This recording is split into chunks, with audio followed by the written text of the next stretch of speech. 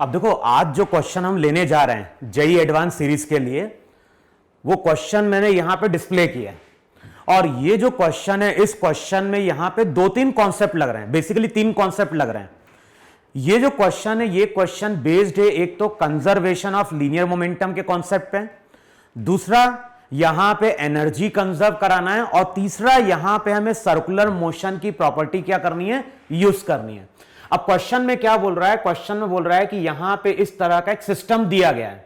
अब क्वेश्चन में क्या बोल रहा है, frictionless inclined plane terminates smoothly into a frictionless vertical circular loop mounted on a plank that can slide on a frictionless horizontal floor.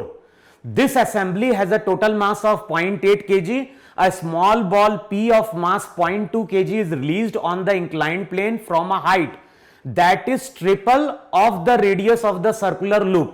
Find the force of normal reaction between the ball and the circular loop when the ball is at its topmost position in the circular loop. तो question में क्या बोल रहा है, question में यहां पे बोल रहा है कि ये जो लूप है, ये जो लूप है, इसका मास यहां पे क्या है, m है। और इसको हमने किस पे प्लेस किया, ये जो सेटअप है इसका मास m है, और इसको हमने प्लेस किया है फ्रिक्शनलेस सरफेस पे। यहां पे फ्रिक्शन क्या है, 0 है। अब यहां पे हमने एक पार्टिकल को लाके रिलीज किया है, पार्टिकल का मास क्या दिया है, पार्टिकल का मास दिया है m। अब क्वेश्चन में क्या बोल रहा है, क्वेश्चन में बोल रहा है किसी टाइम पे पार्टिकल कहां पहुंचता है, किसी टाइम पे पार्टिकल पहुंचता है सर्कुलर ट्रैक के टॉप मोस्ट पॉइंट पे। तो बताना है उस टाइम पे जब बॉल टॉप मोस्ट पॉइंट पे पहुंचती है, तो उस टाइम पे बॉल पे जो सर्कुलर लूप है वो नॉर्मल रिएक्शन कितना अप्लाई करता है। अब ये चीज तुम्हें ध्यान रखनी है यहां पे कि जो सेटअप है जिसका मास दिया हुआ है वो यहां पे क्या है, मूवेबल है। तो अब देखो यहां पे क्या क्या चीजें पहले गिवन है। तो पहले एक तो तुम्हें गिवन है वहां पे पूरे लूप का मास। तो लूप का मास कितना दिया हुआ है, लूप का मास दिया हुआ है 0.8 kg, और जिस पार्टिकल को लाके हम छोड़ रहे हैं, पार्टिकल का मास कितना दिया हुआ है, 0.2 kg। अब मैंने क्या बोला है, जो भी असेंबली जिसका मास m है वो यहां पे क्या है, मूवेबल है। और बताओ अगर ये असेंबली हमारी मूवेबल है तो किसी टाइम पे जब ये पार्टिकल स्लाइड करके नीचे चलना स्टार्ट करेगा तो ये पूरा सिस्टम भी क्या कर रहा होगा, मूव कर रहा होगा। अब मैं डायग्राम ड्रॉ करता हूं, डायग्राम में ड्रॉ कर रहा हूं कब, जब ये पार्टिकल कहां पहुंच चुका है, टॉप मोस्ट पॉइंट पे। तो इस तरह से पहले अपन सेटअप ड्रॉ कर देते हैं वहां पे।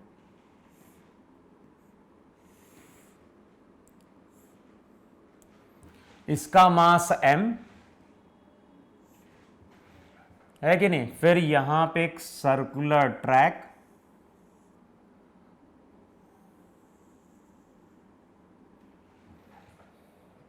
बताओ इस तरह से असेंबली गिवन है कि नहीं गिवन है यहां पे।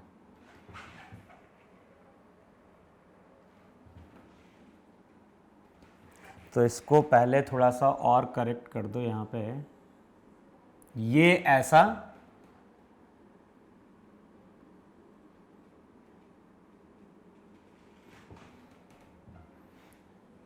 देखो कुछ ऐसा जाके उसने मर्ज करा दिया एक्चुअली।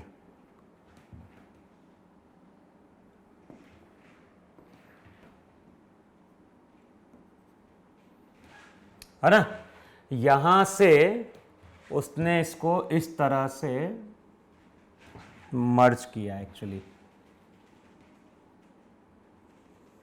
ये सर्कुलर ट्रैक जा रहा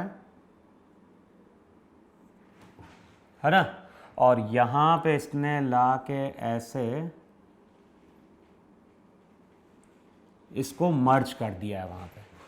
तो इस तरह का वहां पे सेटअप दिया है, थोड़ा सा उसको बस इतना देख लो वहां पे।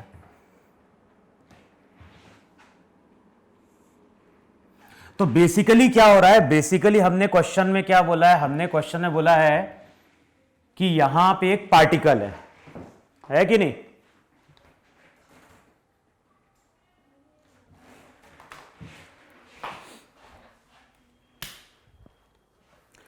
अब देखो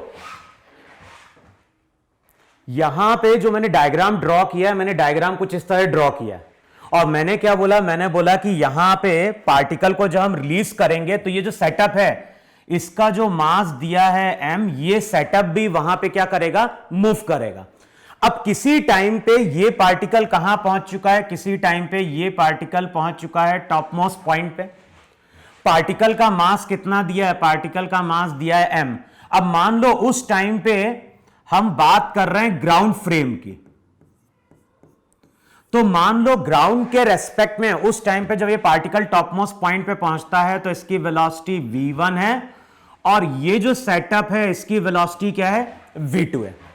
देखो है कि नहीं, यहां पे ये सब हम ग्राउंड फ्रेम पे देख रहे हैं। तो ग्राउंड फ्रेम पे अगर देखोगे जब ये पार्टिकल टॉप मोस्ट पॉइंट पे पहुंच गया, अगर इसकी वेलोसिटी टेंजेंट के अलोंग पीछे की ओर है, तो हमें मालूम है यहां पे मोमेंटम कंजर्वेशन से क्या होना चाहिए, एक की वेलोसिटी अगर लेफ्ट की ओर है तो दूसरे की वेलोसिटी क्या होनी चाहिए, राइट की ओर होनी चाहिए। अब बताओ इस पूरे को हमने सिस्टम माना है। अब बताओ इस पूरे को अगर सिस्टम मानोगे तो इस सिस्टम की प्रॉपर्टी क्या है, इस सिस्टम की प्रॉपर्टी है नेट एक्सटर्नल फोर्स एक्स के अलोंग वहां पे क्या है, जीरो है। अब बताओ नेट एक्सटर्नल फोर्स अगर एक्स के अलोंग जीरो है तो इसका मतलब है हॉरिजॉन्टल डायरेक्शन में मोमेंटम वहां पे क्या होगा, कंजर्व होगा। जब पार्टिकल को हमने रिलीज किया था तो इनिशियली मोमेंटम एक्स के अलोंग वहां पे क्या था, जीरो था।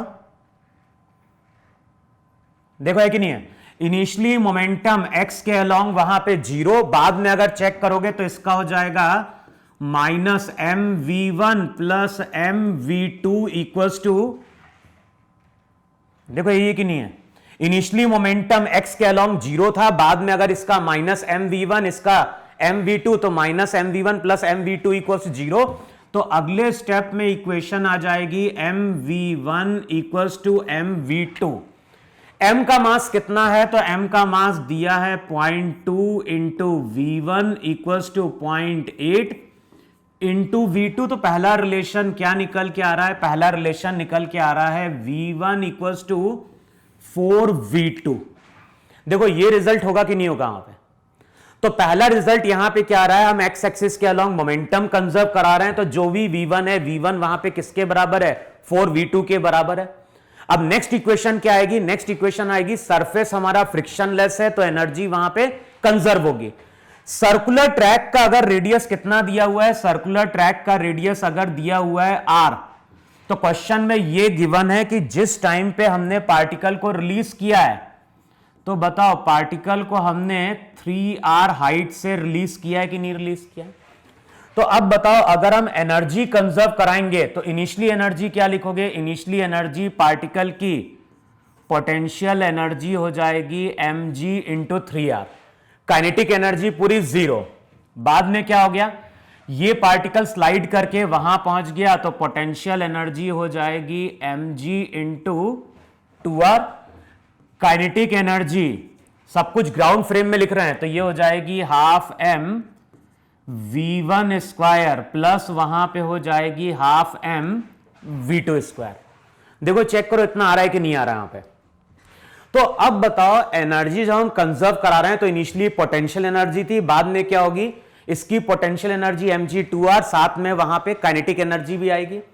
अब अगले स्टेप में अगर इसको सिंप्लीफाई करोगे, इसको इधर लेके जाओगे तो रिजल्ट हो जाएगा mgr इक्वल्स टू हाफ, मास कितना दिया है, m मास दिया था वहां पे 0.2 इंटू v1 स्क्वायर प्लस ये हो जाएगा हाफ कैपिटल M कितना हो गया, कैपिटल M हो गया 0.8 इंटू हो जाएगा वहां पे v2 स्क्वायर। देखो चेक करो इतना आ रहा है कि नहीं आ रहा है वहां पे। तो जब इक्वेशन लिखोगे तो ये हो जाएगा half m v1 square plus हो जाएगा हाफ m v2 स्क्वायर। अब सबकी वैल्यू पुट करो जरा, m कितना है, m की वैल्यू हो गई वहां पे कितनी 0.2 इंटू g, तो ये हो गया 2r इक्वल्स टू क्या हो गया, इक्वल्स टू हो जाएगा 0.1 इंटू v1 स्क्वायर प्लस हो जाएगा वहां पे 0.4 इंटू v2 स्क्वायर। देखो है कि नहीं है वहां पे, अब V1 किसके बराबर है, V1 वहां पे बराबर है 4V2 के, तो रिजल्ट हो जाएगा 2R.1, V1 की जगह पुट कर दो तो ये हो जाएगा 16V2 square plus 0.4V2 square. अगले स्टेप में क्या हो गया 2R 16 इंटू 0.1 तो ये क्या हो गया, ये हो गया 1.6 प्लस 0.4 इंटू क्या हो जाएगा, इंटू हो जाएगा V2 स्क्वायर, ये हो गया 2 कैंसिल आउट होगा तो V2 की वैल्यू वहां पे √R निकल के आएगी कि नहीं निकल के आएगी वहां पे। तो जिस टाइम पे बॉल टॉप मोस्ट पॉइंट पे पहुंचेगी उस टाइम पे V2 हो गया R, और V2 अगर R हो गया तो V1 की जगह हो जाएगा 4√R। देखो है कि नहीं है। अब यहां पे हमें V1 और V2 मिल गया है। अच्छा, अब इमेजिन करो कि हमारे पास एक ऑब्जर्वर है और ये ऑब्जर्वर कहां बैठा हुआ है, ये ऑब्जर्वर बैठा हुआ है प्लैंक पे, ये ऑब्जर्वर बैठा हुआ है पूरे सिस्टम पे, या प्लैंक बोल दे, जो ही बोल दो। अब बताओ, अगर हम प्लैंक पे बैठ के इस बॉल को अगर देखेंगे तो इस ऑब्जर्वर को बॉल का पाथ हमेशा क्या दिखाई देगा, सर्कुलर दिखाई देगा वहां पे। अच्छा, अब किसी टाइम पे ये ऑब्जर्वर जब इस बॉल की स्टडी करेगा तो बताओ बॉल पे फोर्सेस कौन कौन से शो करेगा। बॉल पे एक तो फोर्स शो करेगा N, दूसरा वहां पे क्या शो करेगा mg। अच्छा, अब ध्यान रखना है उस पोजीशन पे अगर देखोगे, इस पोजीशन पे बॉल की अगर बात करोगे तो बॉल जो रहेगा वो इस पूरे सिस्टम के ऊपर, जैसे ये तुम्हारा सिस्टम है कि नहीं है वहां पे। अब मैं एक रफ डायग्राम ड्रॉ कर रहा हूं वहां पे। तो बताओ जिस टाइम पे बॉल टॉप मोस्ट पॉइंट पे पहुंचेगी तो बॉल इसके ऊपर नॉर्मल ऊपर की ओर लगा रही हो नहीं लगा रही होगी। इसका मतलब है कि इस पोजीशन पे x के अलोंग फोर्स क्या है, 0 है। वैसे अगर देखोगे तो जब ये बॉल चल रही होगी तो बॉल की नॉर्मल होगी और नॉर्मल का एक कंपोनेंट इसको क्या करेगा, एक्सेलरेट करा रहा होगा। तो ये जो ऑब्जर्वर है, ये ऑब्जर्वर जिस फ्रेम पे बैठा है, वैसे तो ये फ्रेम नॉन इनर्शियल है, लेकिन क्वेश्चन में हो क्या रहा है, हमें स्टडी करनी है उस टाइम पे जब बॉल टॉप मोस्ट पॉइंट पे पहुंच रही है। और बताओ बॉल जब टॉप मोस्ट पॉइंट पे पहुंचेगी तो उस टाइम पे इस सिस्टम पे एक्स के अलोंग कोई फोर्स नहीं लग रहा है। इसका मतलब है कि उस इंस्टेंट पे ये फ्रेम हमारा कैसा हो गया है, इनर्शियल हो गया। तो अभी ये ऑब्जर्वर कोई स्यूडो फोर्स की बात नहीं करेगा, लेकिन ये ऑब्जर्वर जब इसको देखेगा तो वेलोसिटी कौन सी दिखाई देगी, वेलोसिटी दिखाई देगी रिलेटिव, और relative velocity v1 plus v2 होगी कि नहीं होगी वहां पे। अब इस ऑब्जर्वर के लिए बॉल का पाथ सर्कुलर है तो सेंट्रीपिटल फोर्स कौन प्रोवाइड कर रहा होगा, सेंट्रीपिटल फोर्स प्रोवाइड कर रहा होगा N प्लस mg, किसके बराबर, m into v1 plus v2 का होल स्क्वायर डिवाइडेड बाय क्या हो गया r n plus m into g। बताओ m इंटू g में जाओगे तो वैल्यू कितनी हो जाएगी, वैल्यू हो जाएगी 2। देखो है कि नहीं वहां पे, रिजल्ट वहां पे हो गया कितना, 0.2। v1 प्लस v2, तो v1 की जगह 4v2 और ये हो जाएगा वहां पे 25v2 स्क्वायर बाय r। अगले स्टेप में क्या होगा, अगले स्टेप में होगा n प्लस 2 किसके बराबर, 25 इंटू 0.2 3 बाय r। v2 की वैल्यू पुट करोगे तो स्क्वायर r से r कैंसिल आउट होगा। अच्छा, 25 इंटू 2, तो ये चेक करना, 25 इंटू 2 ये हो जाएगा 5। अब टर्म को अगर सेपरेट आउट करोगे तो जो भी नॉर्मल आएगा, नॉर्मल की वैल्यू वहां पे क्या होगी, 3 न्यूटन निकल के आ रही होगी। क्लियर हुआ। तो ये जो क्वेश्चन है, क्वेश्चन में हमने वहां पे एक तो लीनियर मोमेंटम का कॉन्सेप्ट यूज किया है, दूसरा हमने ग्राउंड फ्रेम पे जाके एनर्जी कंजर्व करवाई है, तीसरी हमने क्या करी है, उसी फ्रेम पे बैठ के हमने बॉल की स्टडी करी। और जब इस फ्रेम पे हम बैठ के बॉल की स्टडी करते हैं तो बॉल का पाथ सर्कुलर दिखाई देता है। तो हमने इस ऑब्जर्वर के लिए बॉल का फ्री बॉडी डायग्राम ड्रॉ किया और उस टाइम पे केवल वहां पे नॉर्मल होगा, mg होगा। वैसे ये फ्रेम, ये जो ऑब्जर्वर जिस फ्रेम पे बैठा है, वैसे ये फ्रेम नॉन इनर्शियल है, लेकिन इस प्रॉब्लम की ब्यूटी क्या है जिस टाइम पे हमें स्टडी करनी है उस टाइम पे उस सेटअप पे एक्स के अलोंग कोई फोर्स नहीं लग रहा और एक्स के अलोंग कोई फोर्स नहीं लग रहा है, इसका मतलब ये उस इंस्टेंट पे ये फ्रेम हमारा क्या हो गया है, इनर्शियल हो गया। तो कैलकुलेशन चेक कर लेना, जो भी आंसर निकल के आता है, आंसर तुम्हारा आता है वहां पे कितना, 3 न्यूटन। तो नोट डाउन करो इसको अब वहां पे।